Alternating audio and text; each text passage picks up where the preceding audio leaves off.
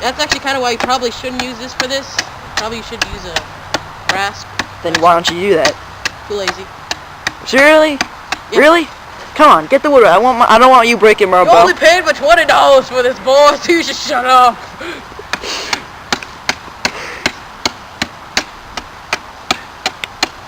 You're still gonna make it good though, right? Yes. Okay, good. I don't make any of my bows horrible. You can't live with that if one of my bows sucks. Kills me.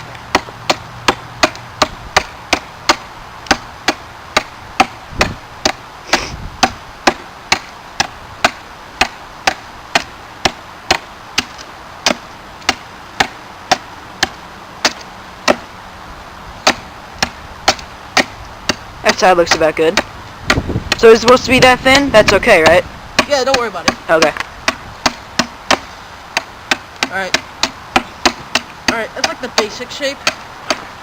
I'll work it down later with a rasp or something. Hold on. And then to the other side? Yep, next side. Alright, we're gonna cut this and you'll see it when it's done. We'll be right back. We're just gonna do the same thing the other side, and then I'll show you the rough shape when we're done. Then I'll show you the next steps. Alright.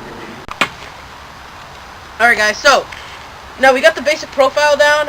Tips are a little thinner than I was hoping for, but it'll still work. I'm making a low poundage bow, like 30 pounds, so I'm not too worried about that. So it's already got a bit of bend into it. Don't break it. I'm not breaking it. I know, but if you bend it, it's gonna break. No.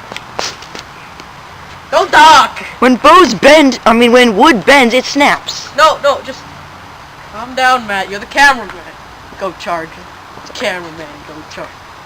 Alright, so now we're just gonna do this is just kind of like give the same basic thickness all around, because you don't want your limb to be thick on one part, thin on another. It makes it kind of a odd hinge thing, and it makes a weak spot in the wood. So what we're gonna do with this, just kind of perfect what I already did with this one, and then after that we're gonna move on to the rasp. So let's do that. For this, what I like doing is like setting up this little system here. Right there. Okay. And because, I don't have a workshop or a workbench or something, I have to improvise for everything I do. So, take this little log here. I use this log for this purpose. It's been termited down, eaten, destroyed by other stuff, bugs and everything, but that doesn't really matter to me. It works well. So.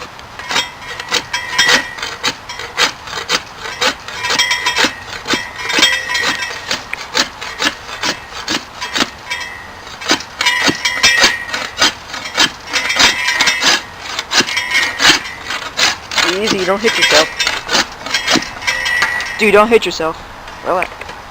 Just be careful. I'm concentrated. Stop talking. I don't feel like going to the hospital because you cut off your finger. I've done this plenty of times. Okay, well your leg's right next to it, so don't hit your leg. Don't worry. Okay. Not that better idea. You want me to stop it so we can like? You want me to stop it so we can like? Let's just get. Yeah. Alright, we'll be back when. Alright, guys. So worked it down a little bit more with the draw knife.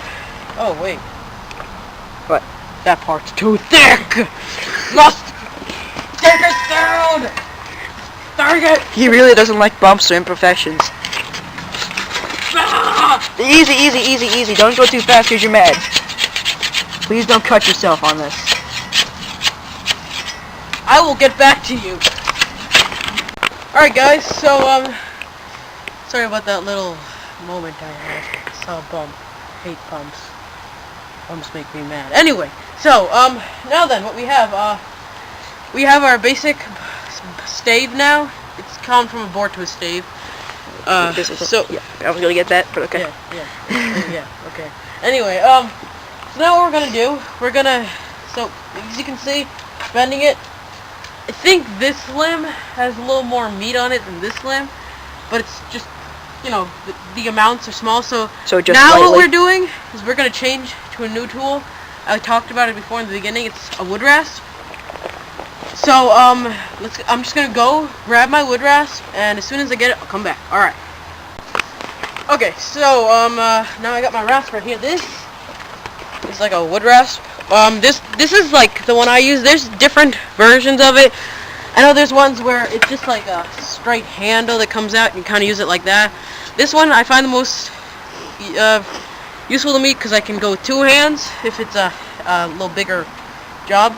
Go with one hand so that I can use the other hand. And I just find it more comfortable to hold it like this than with a handle and going like that. So anyway, what this is used for is taking out the little imperfections and the tillering stage.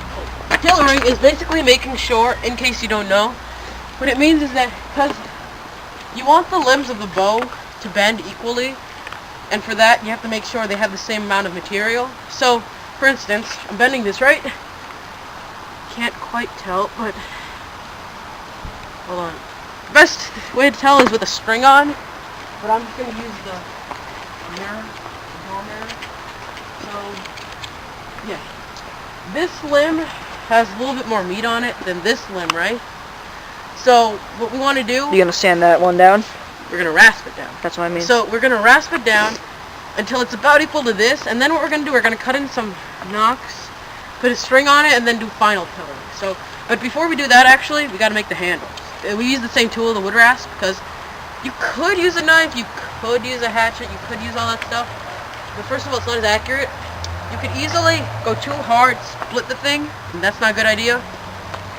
Once you got your final dimensions like I do here, I don't want it, split or anything, because, I put a lot of, you don't want these kinds of bows to split when you're this far into it. So, what we're going to do, I'm just making a simple, kind of handle, and to make this, what I do is, first of all, I would sit on it, sit on the bow, kind of gives me a stable platform, right, like around on this side.